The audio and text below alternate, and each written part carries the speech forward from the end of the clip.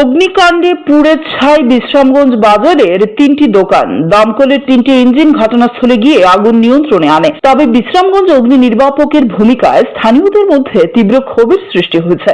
অভিযোগ, চালক না থাকার কারণে কম করেও 20 মিনিট পরে আসে ফায়ার সার্ভিসের ইঞ্জিন। এরপর বিশালগড় থেকেও 2টি ইঞ্জিন আসে।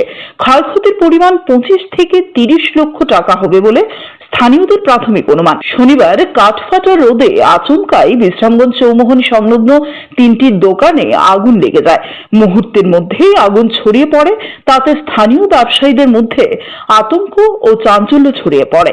একটি জুতোর দোকান, অপর 2টি মোবাইলের দোকান ক্ষতিগ্রস্ত হয়েছে। আগুন লাগার খবর জানতে পেরে আশপাশের মানুষ ছুটে আসেন।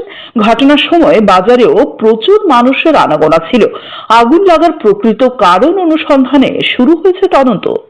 বিশ্রামগঞ্জ বাজার চৌমুনির ভিতরে আগুন লাগছে, মেসে আমরা ধরে আইলাম, কিন্তু বিশ্রামগঞ্জ ফায়ার সার্ভিসের একদম অব্যবস্থা লেগেছিল। আজকাল 3টা দোকান পুরা নিশ্চয় হয়ে গেছে।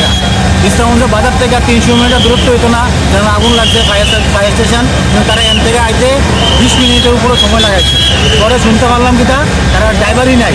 পরে একজন লোকাল ফায়ার সার্ভিস করে জানি সিভিলে গিয়েছিল, ওই গাড়ি আনছে, গাড়ি আনিয়েছে, আগুন নিভাইছে, কিন্তু নিভাইতে 20 মিনিটে পুরা শেষ হয়ে গেছে। কতটি দোকান?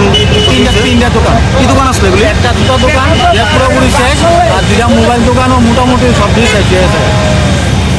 এখন ঘটনাস্থলে কয়টা ইঞ্জিন আছে দমকলের?